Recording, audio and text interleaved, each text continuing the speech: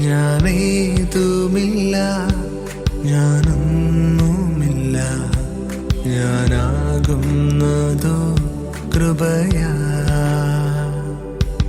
എന്നാരോഗ്യവും എന്നന്മകളും എന്നുയർച്ചകളും കൃപയാ.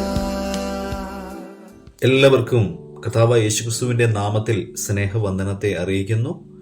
അപ്പോസ്തലനായ പൗലോസ് റോമർക്ക് എഴുതിയ ലേഖനം 5-ാം അധ്യായം അതിന്റെ 2-ാം വാക്യത്തിൽ ഇപ്രകാരം വായിക്കുന്നു: നാം നിൽക്കുന്ന ഈ കൃപയിലേക്ക് നമുക്ക് അവൻ മൂലം വിശ്വാസത്താൽ പ്രവേശനം ലഭിച്ചിരിക്കുന്നു.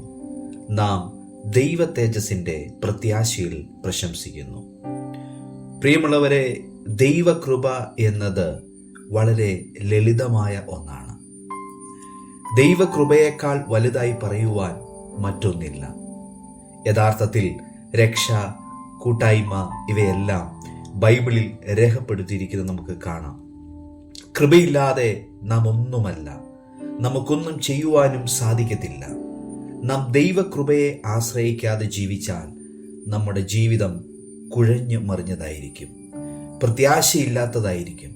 ലൂക്കോസിന്റെ സുവിശേഷം 2-ാം അധ്യായം അതിന്റെ 40-ാം വചനത്തിൽ നാം ഇപ്രകാരം വായിക്കുന്നു: പൈതൽ വളർന്നു, ജ്ഞാനം നിറഞ്ഞു, ആത്മാവിൽ ബലപ്പെട്ടു, ദൈവകൃപയും അവന്റെ മേൽ ഉണ്ടായിരുന്നു.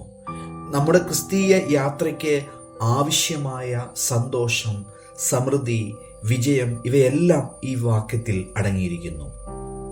നാം പലപ്പോഴും നമുക്ക് വേണ്ട വിവിധ വിഷയങ്ങളെപ്പറ്റി സംസാരിക്കാറുണ്ട്. എന്നാൽ വാസ്തവത്തിൽ നമുക്ക് ഒന്നു മാത്രം മതി: ദൈവത്തിന്റെ കൃപ. നമുക്ക് ആത്മാവിൽ ബലപ്പെടണം, ജ്ഞാനത്താൽ നിറയണം, അവന്റെ കൃപ നമ്മുടെ മേൽ അധിവസിക്കണം. നാം അവന്റെ കൃപ നമ്മുടെ മേൽ വസിപ്പാനായി അനുവദിച്ചാൽ നമുക്കൊരു കാര്യവും അസാധ്യമായി തീരത്തില്ല. പൗലോസ് അപ്പോസ്തലൻ വിശ്വാസികൾക്ക് എഴുതിയതുപോലെ നാം എല്ലാം ദൈവകൃപയിൽ ആശ്രയിച്ചാൽ പൗലോസിനെ പോലെ പറയുവാൻ കഴിയും: എന്നെ ശക്തനാക്കുന്നവൻ മുഖാന്തരം ഞാൻ സകലത്തിനും മതിയായവൻ.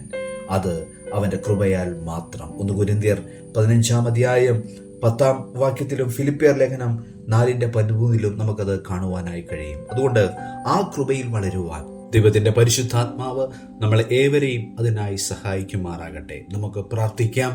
ഞങ്ങളെ സ്നേഹിക്കുന്ന സ്വർഗീയ പിതാവേ, ഞങ്ങളാകുന്നത് ദൈവത്തിന്റെ കൃപയാൽ ആകുന്നു എന്നുള്ള വിശ്വാസത്തോടെ കർത്താവെ ദൈവത്തിൽ ആശ്രയിച്ചുകൊണ്ട് മുൻപോട്ട് പോകുവാൻ കർത്താവ് ഞങ്ങളെ സഹായിക്കണമേ. അങ്ങേ പിരിഞ്ഞ് ഞങ്ങൾക്കൊന്നും ചെയ്യുവാൻ കഴിയത്തില്ല കർത്താവെ. അങ്ങയുടെ കൃപ ഞങ്ങളുടെ മേൽ ഇരിക്കണമേ.